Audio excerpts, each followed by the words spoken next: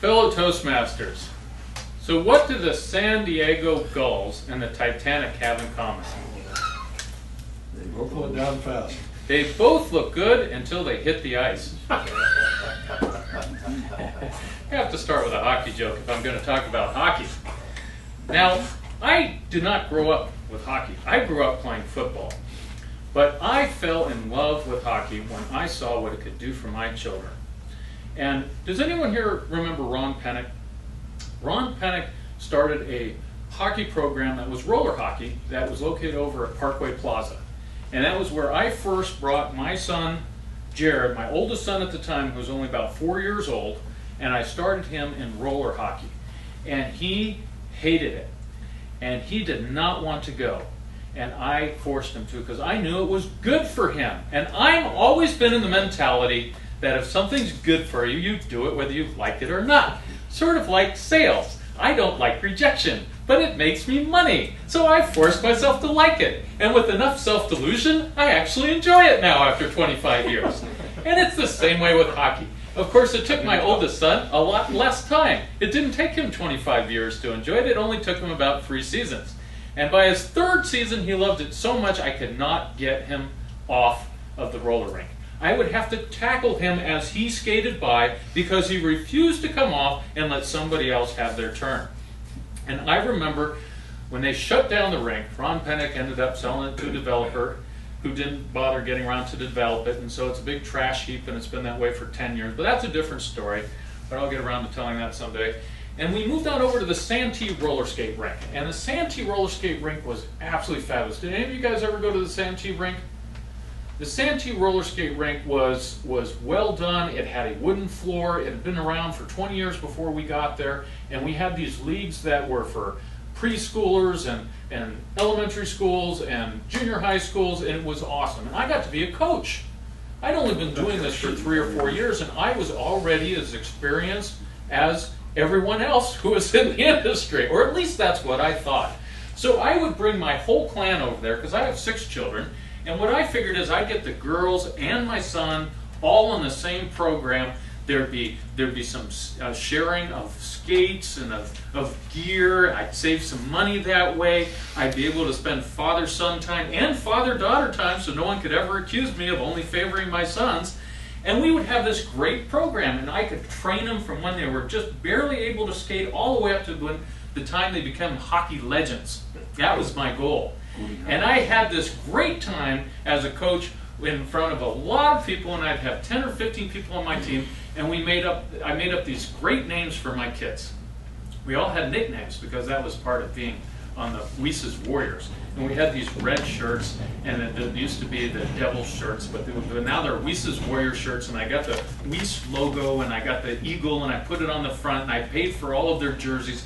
And my oldest son, we called him Cobra, and Jessica, we called her Nala, because at the time that they had that, what was the Disney one where they had all of the lions running around, and the Lion King. And the lioness in the Lion King was named Nala, so she wanted to be Nala. And then I had Mary, and Mary was good at causing mayhem, so we called her Mary Mayhem.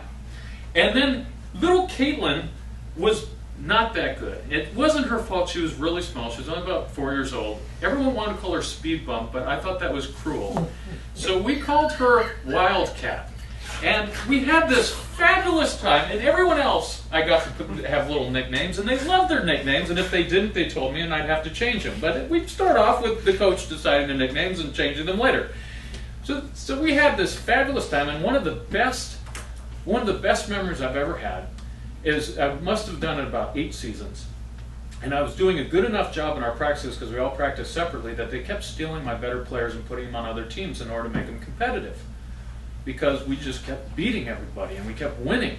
And it was really fun to be part of a winning program. And really, one of my better players, Philip, ended up being taken and put on another team, and we ended up in the championship playing Philip's team against Weiss Warriors. And Philip used to be on our team.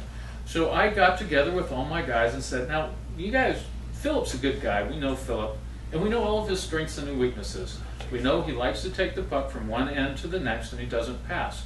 So normally we all play positions and we cover the open men, but now we're all going to concentrate on Philip.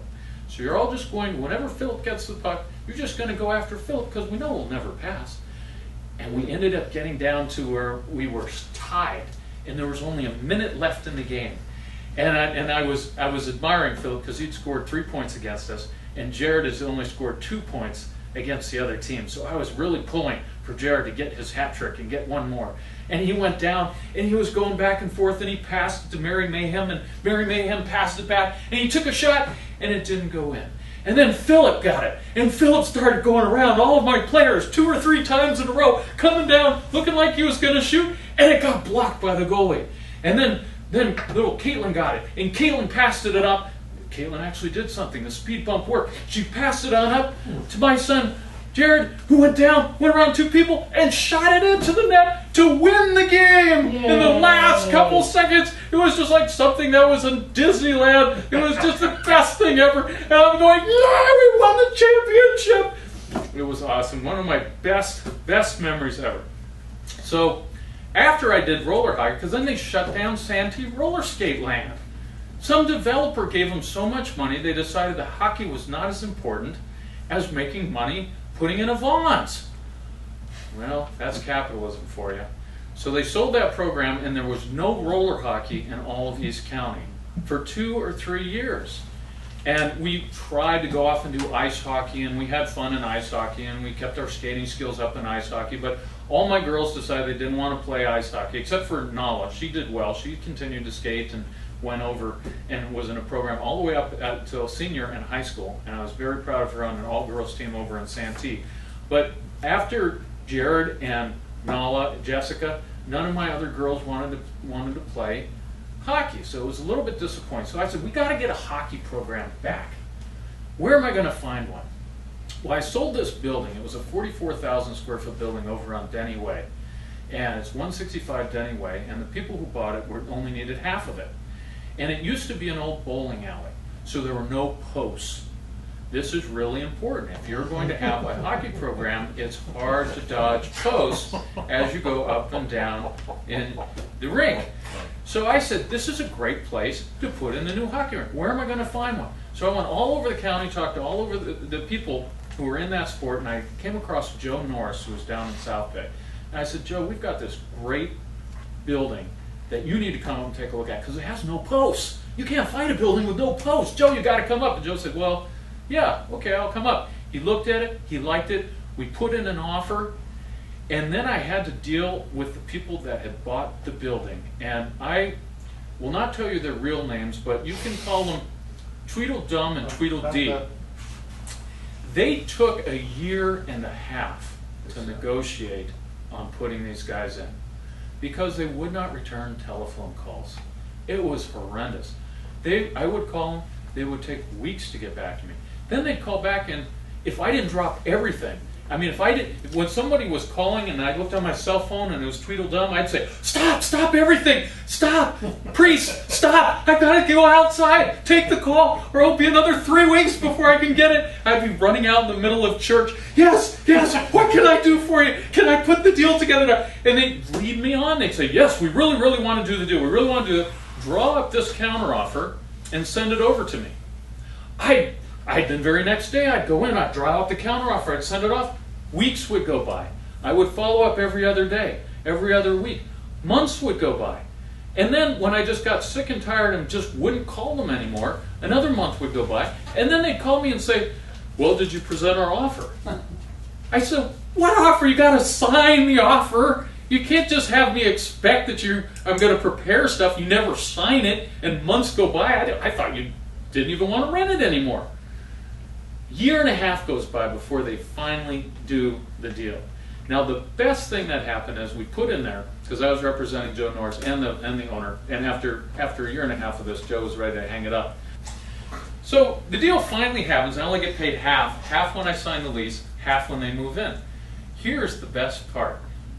These guys took so long doing anything. We had a provision in the lease that the rent wouldn't start until they had done some things for tenant improvements to divide the space. And they took 6, 7, 8 months to do the tenant improvements. So Joe's calling me and saying, "Hey Eric, that was neat that you put that in the lease. I haven't had to pay any rent for the last 7 months." And on the one hand I was thinking, yeah, I really could use the other half of my commission check. But I feel so much better about sticking it to these guys who have stuck it to us for 1.5 years. Way to go, Joe! Woohoo! So anyway, another lesson from hockey. So finally they get their program in, and now I'm back doing roller hockey again, which is why I'm coaching again and doing it up till about 6 o'clock, where I run home, stuff some food in my face, try and take a shower, and get here right beforehand. And we just had another season for roller hockey. I don't have my older children in there yet, but I have my youngest one, Reagan. And I haven't given Reagan a nickname, but if I did, it'd probably be Purple Hair. Blue Flame. Blue Flame. Smurf. But we are called the Red Wings. So we have the red jerseys, and I was out there. The contrast, I get it. Yes, yes. So, and we were having a fabulous time this last weekend, and we were in the playoff game again. And I don't know what it is, but I guess I know how to coach. But what I try and do is I try and catch my kids doing stuff that's right. I try and catch them 3 or 4 times, tell them what they're doing right rather than what they're doing wrong. Try and encourage them that way. And my youngest son, Reagan, who is now, 15 years old, when he first started, when he went up to check somebody on defense, he'd go like this. Come up like that. He didn't want to get hit. Didn't really like it. But I kept with it, and I kept with it. He said, "I want to quit." And I said, "No, you're going to become a man someday. You're going to learn how to enjoy slamming people." Slamming them, hitting them.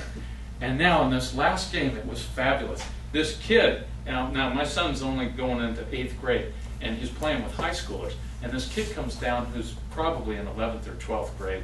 He's just as tall, but he's got another 30, 40 pounds of pure muscle. He's an awesome player. He's been running all over us all day long, scoring right, left, everywhere.